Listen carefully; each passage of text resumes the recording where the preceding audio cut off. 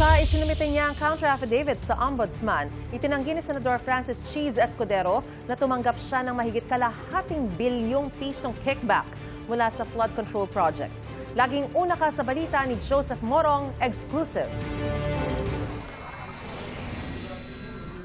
April 16 nang irekomenda ng Field Investigation Office ng Ombudsman na kasuhan ng plunder, graft at indirect bribery si dating Senate President Francis Escudero.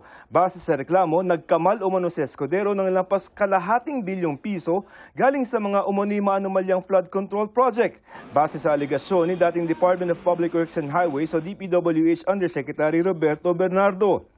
Sa kopya ng counter-affidavit ni Escudero na eksklusibong nakuha ng GMA News, itinanggi niya ang mga aligasyon at pinabulaan ng nakakuha siya kay Bernardo ng 306 million pesos noong 2024 at 280 million pesos noong 2025 na tinanggap umano ng kaibigan, campaign contributor at umani bagman ni Escudero na si Maynard Ngu.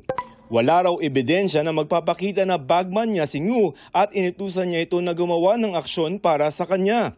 Base lamang daw sa kwento ni Bernardo ang sinabi raw ni Ngu na natanggap ni Escudero ang pera.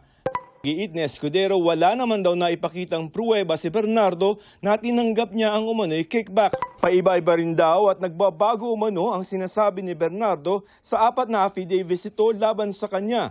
Tulad na lamang ng wala raw nabanggit si Bernardo na 306 million pesos na delivery sa unang tatlong affidavit na isinumite nito sa Senate Blue Ribbon Committee. Lumabas na lamang daw ito nung may investigasyong ginagawa na ang Ombudsman. Hiniling ni Escudero sa Ombudsman na huwag bigyan ng immunity o gawing state witness si Bernardo at iba pang testigo laban sa kanya. Dahil kung may master plunderer tulad ng sinasabi ng reklamo, hindi raw siya ito kundi si Bernardo. Si Bernardo raw ang most guilty sa mga individual na dawit sa flood control project. Sabi pa ni Escudero kung siya raw ang master plunderer, bakit kalahating bilyong piso ang sinasabing natanggap niya kumpara sa inamin mismo ni Bernardo na tumanggap siya ng lampas 1 bilyong piso. Hinihingan pa namin ng panig ang kampo ni Bernardo at ang Ombudsman.